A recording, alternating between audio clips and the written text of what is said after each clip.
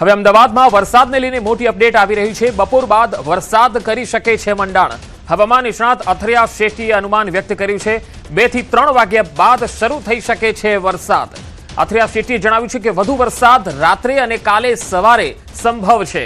વરસાદનો ખરી તીવ્રતા રાતના સમયે રહેવાની સંભાવના છે।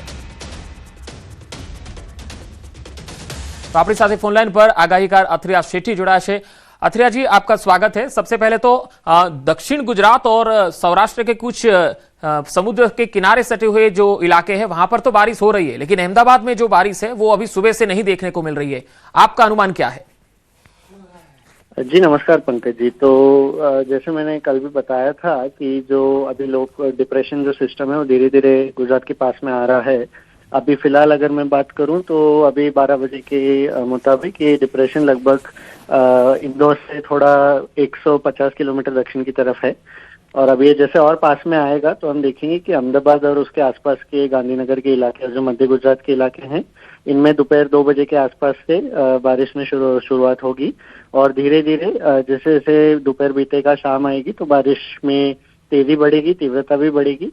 और जो सबसे तीव्र बारिश का जो स्पेल है वो मेरे ख्याल से आज शाम और आज रात से लेके कल सुबह तक अनुभव है। जी, अगर इंच के हिसाब से देखें तो अहमदाबाद में कितने इंच बारिश का अनुमान है आज शाम से लेके कल शाम तक का?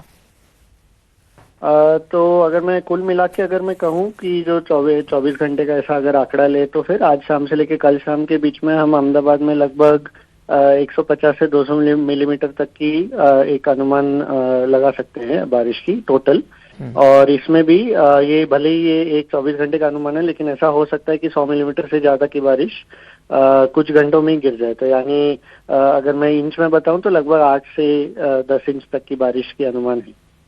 बिल्कुल। अथरिया जी, जो डीप डिप्रेशन है जो गुजरात की तरफ धीरे धीरे 15 किलोमीटर की प्रति घंटे की रफ्तार से आगे बढ़ रहा है, तो वो जो डीप डिप्रेशन है क्या वो कमजोर भी पड़ सकता है आगे जाके या फिर मजबूत ही है?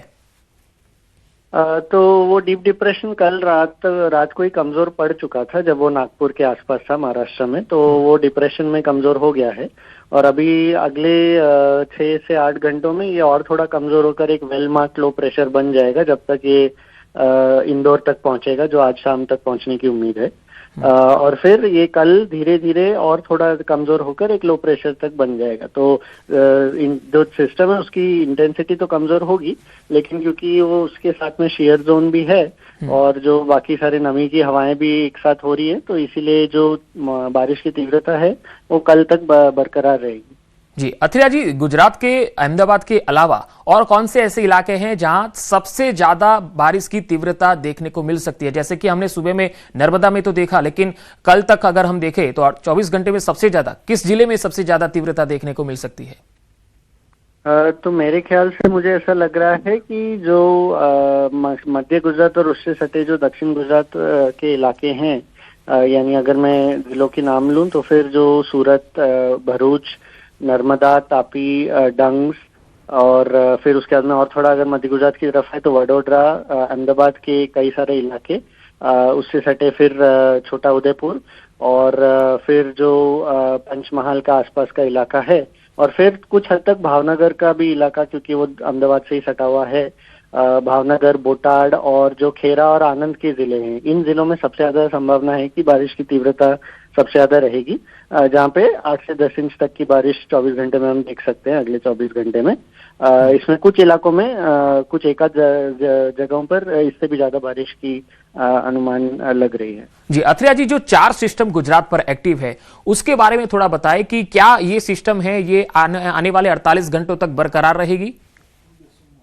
तो आने वाले 24 घंटे के लिए तो सिस्टम सारे जो बरकरार रहेंगे। इनकी अगर मैं बात करूं तो एक तो जरूर ये जो अभी डिप्रेशन है वो उसका प्रभाव पड़ रहा है।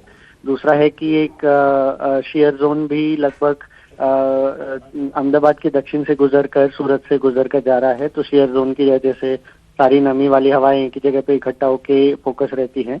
एक वो है सिस्टम। फिर दूसरा अगर हम बात करें तो एक साइक्लोनिक सर्कुलेशन भी बना हुआ है लगभग मध्य प्रदेश के उत्तरी इलाके और उससे सटे पूर्वी राजस्थान पर, तो इसका भी थोड़ा बहुत असर पड़ रहा है।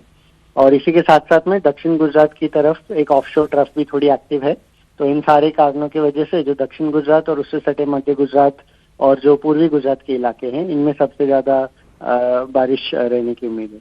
जी अथरिया जी, शुक्रिया हमारे साथ जुड़ने के लिए, जानकारी देने के लिए।